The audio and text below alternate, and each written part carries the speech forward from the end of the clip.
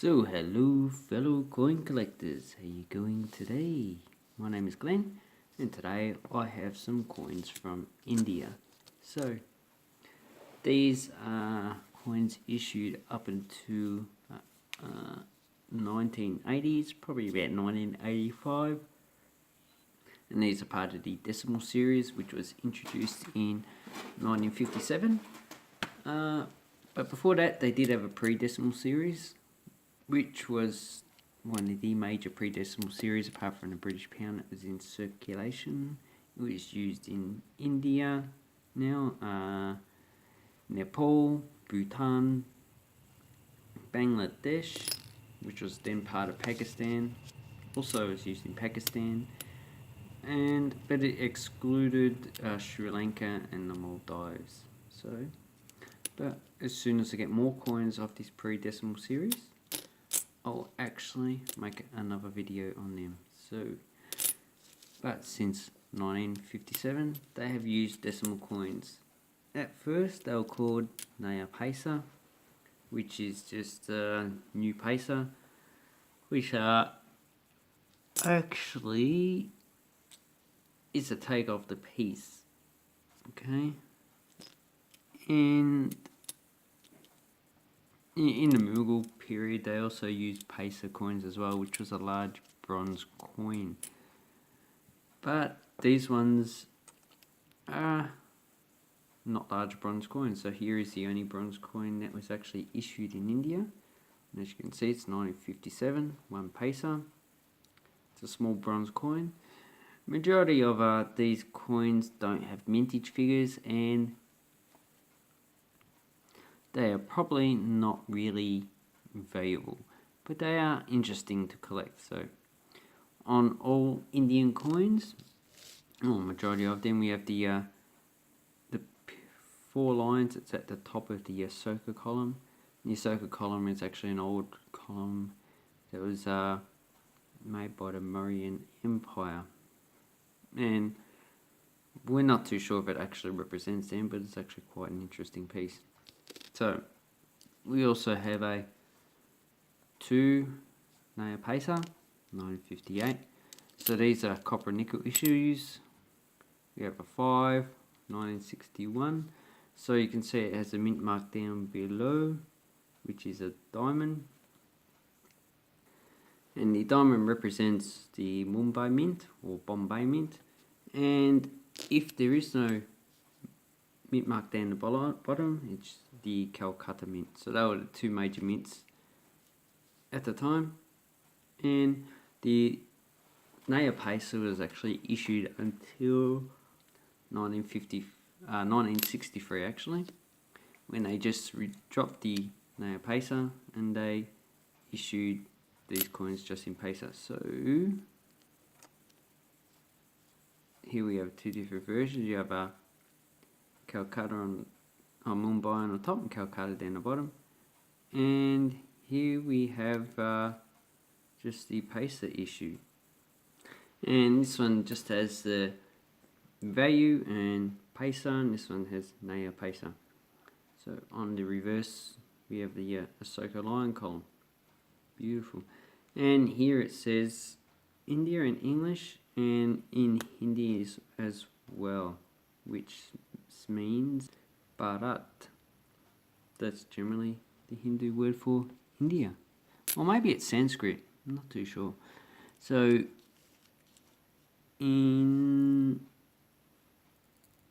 1965, they generally changed all the lower denominations, except for the 25 and 50, into aluminium coins. So here we have the aluminium coins. The shape of the one actually changed to a square. The 2 was pretty much the same. The 5 was the same. So, and the 10 was increased in size. Although later on, they actually reduced its size but they kept the shape the same as the previous copper and nickel coin. And I actually quite like this coin. So for those of you doing coin channels, India is actually a big market. You don't get much ad revenue, but you do get a lot of exposure. And Indian coins are actually quite good. I actually quite like them. There's a certain thing going on with T-Series and PewDiePie, but the reason why T-Series is coming up is because a lot of Indian people actually like to watch music. T-Series has a lot of music, and a lot of Indians have actually got access to cheap internet, which is a win-win for, well, if I make more videos on Indian currency, it's a win-win for me. So that's why I'm making this video. Plus, I would have made it anyway, even if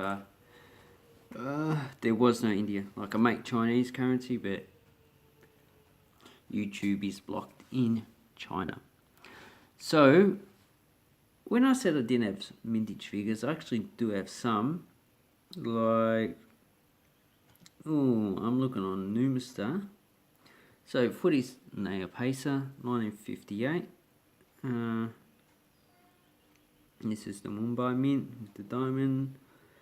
So we don't have any Kolkata mint mintages, but this one has 245,660,000. So there's just too many of them made for it to be worth really that much, unless it is uncirculated.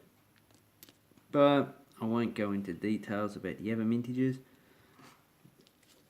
Usually the first mintage is actually the highest for India, as it is for Australia. Some other countries like Denmark actually have their highest mintages later on instead of the first mintage.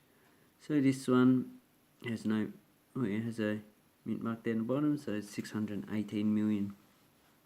Not as high as US coins. Actually no, it's just as high as US coins at the time. But now with the population of 1.3 billion, there should actually be a hell of a lot more coins minted in India than there are in the United States.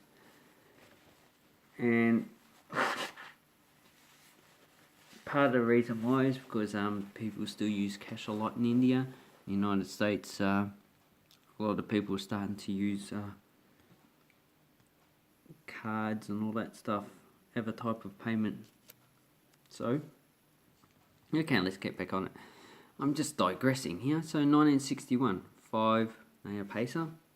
This one seems to be pretty good condition. For a Mumbai mint. Okay, so 1961, they actually, 1960 Hyderabad started to mint coins, and they actually had a diamond with a dot in the middle. So this one just looks like a plain diamond. So it has 197,620,000.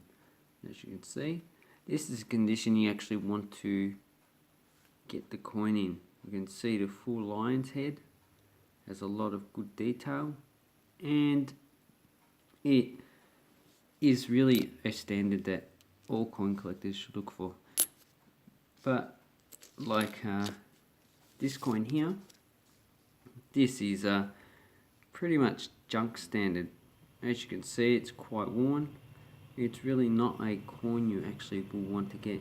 So if you've got these coins and you're from India and you want to sell it, I wouldn't even worry about selling these coins. Maybe you can get a whole set and sell them as a set, but not as an individual coin. You're really not going to get that much. So what is the mintage of 1961 Mumbai? 172.5 million, which is quite high. They don't have mintage figures for everything. I would say Kolkata mint is actually also quite high. Okay, the other higher denominations that we have here, we have 25 paisas. So 1975, as you can see, it has pretty much damage. I think this is mint damage. It's not. If you have a look under here, you can see the flan has a flaw on it, but they've actually mint over top of it. And here it has some damage too, so that might be damage to the die. But generally, the quality of the minting of the coins at this time in India was actually quite good. As you can see, the detail is actually quite nice on the coin. So it's a good coin to keep. Then we have a 50 paisa, 1963. And this one is actually a nickel coin. So pretty good metal, very expensive now. And it has a mintage of 58,168,000. So this design, the years you want to get are 1960. The only mintage figures that we have here are Mumbai, and they are about 11,200,000, so pretty low. And for population of coin collectors in India, it's probably a pretty hard coin to actually get. And the 25 paisa in 1972, so this one is actually a copper nickel coin. So in 1972 they changed from nickel to copper nickel because of the rupee had declined in value. And what is the mintage figure of this coin? We don't have any for this mint mart Hyderabad. The only one we have is Mumbai, which is half a billion coins, 500 million. So not too sure if that's rare. If anyone knows it's rare, please let me know. And then we have the 1 rupee. So between 1962 and 74 is 10 grams. 75 to 82. Okay, so that is this year. 75 to 82 is 8 grams. And 83 to 91, so that one, it was 6 grams. So it reduced in size quite a lot. Just remember, the rupee, so this is Shah Alam's coin. The rupee was actually this 11.5 grams of silver, and it was introduced by Sultan Sher Shah Suri in 1540 to 1545, and those coins actually be a bit of a rare issue. And he wasn't actually a Mughal ruler, he was actually a Suri ruler, an ethnic Afghan Pashtun. So Pashtun is a language, it's a Persian language related to Iranian, and it's spoken in Afghanistan. And then we have the British India coins, and these were 11.5 grams up into 1942, I believe. Then they were only 50% silver, so only about 6 grams. And then in 1946 they actually just reduced it to a nickel coin, and that's India's never actually issued any silver for circulation. So in 1976, as you can see, has wheat on the side.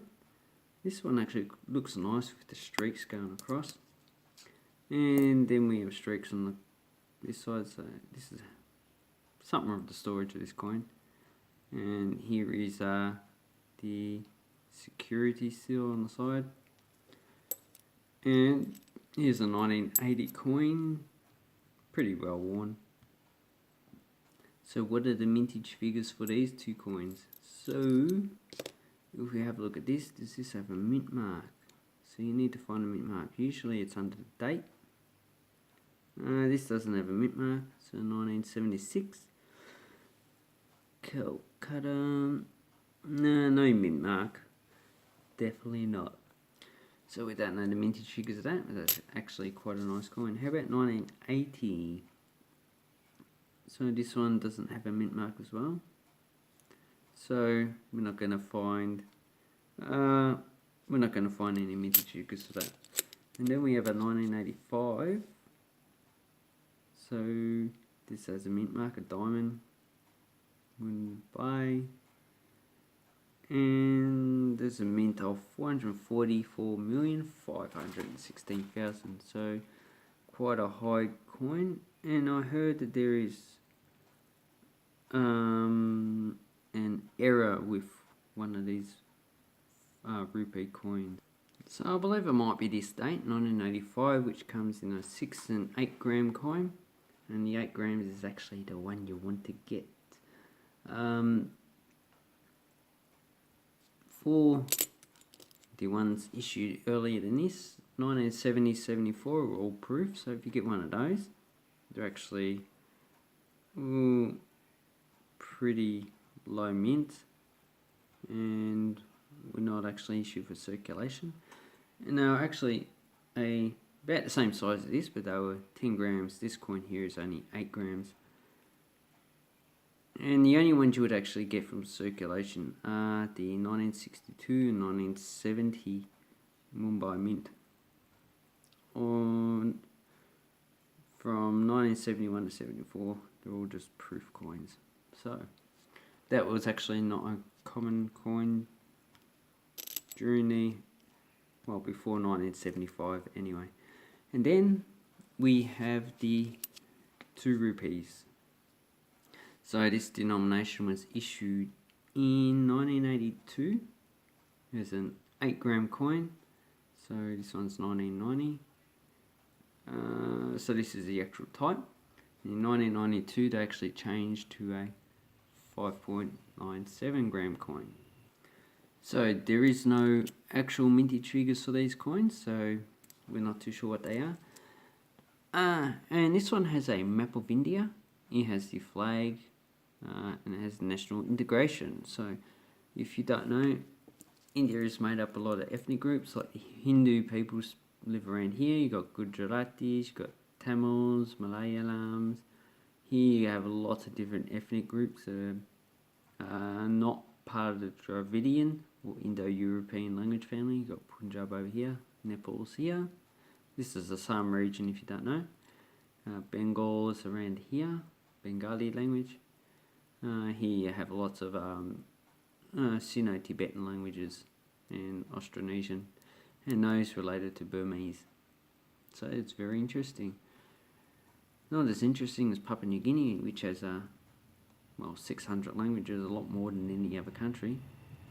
So you have a circle column, so that's nice, and it's security rated, which is pretty much the same as the Hong Kong $5 coin, which still issues the same type of security rated, as well as New Zealand. Do I have a New Zealand $2 on the table? No, I don't think so. So not many people actually use this type of security feature anymore. And here is the smaller 2 rupees. It's issued in 1992. And I'll worry about looking at that later.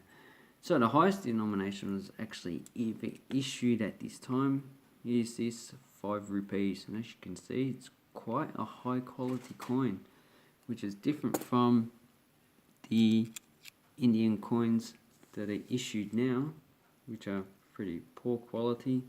This one's pretty much uncirculated, and it's just poor quality in the first place. It's steel. Okay, and generally with the 5 paisas, 10, 20, 25, you get commemorative coins, and that's the 5 rupees is no different. Here I have a more modern 5 rupees, and as you can see, it commemorates Acharya Tulsi's 100-year birth anniversary. So that's that coin. And this one here commemorates Indira Gandhi. So she was assassinated in 1984 by Punjabi separatists, I believe. I actually did think it was the Tamils, but the Tamils, they killed her son, I think. I'll have to look that up again. So this is a coin commemorating Indira Gandhi, and it's very interesting. Does it have a mint mark on it? So it's a security rated still. This one doesn't have a mint mark, so it's a Mumbai mint. Or maybe it does. If it doesn't have a mint mark, it should be Calcutta. but I'll have to find one somewhere. Yes, I have found it. It is underneath the dates there. God, it didn't look hard enough. So this one is 59,288,000. So that is quite a high minted coin. And you also get Hyderabad coins, which has a star on it, but there are no mintage figures for that. And in the next year, 1986, they actually, 1989 was the next year, and that had Jawaharlal Nehru. I'm not too sure how to actually say his first name. Jawaharlal Nehru. And that commemorate 100 year of his birth. But it was only in 1992 that the 5 rupees was actually issued in successive years in the same denomination. So this one was issued until 2004 when it was actually changed to a smaller brass type coin. Anyway, those are my coins from India. Very interesting. And I reckon India could actually produce better coins with lots of various other designs instead of just the Ahsoka column. Like put individuals on their coins instead of their coins just being like this. Ahsoka column, denomination. Maybe put an individual like Indira Gandhi, like they do on banknotes, because there's lots of people that can be celebrated in India, not only from the Republic, also from other time periods as well. That's just my suggestion. Anyway, I'd like to say thank you very much for watching my video. Please give it a thumbs up if you like Indian coins or if you're from India. Subscribe to my channel and also have an awesome coin collecting time, people, and check out my links below. Have a good coin collecting time and bye bye.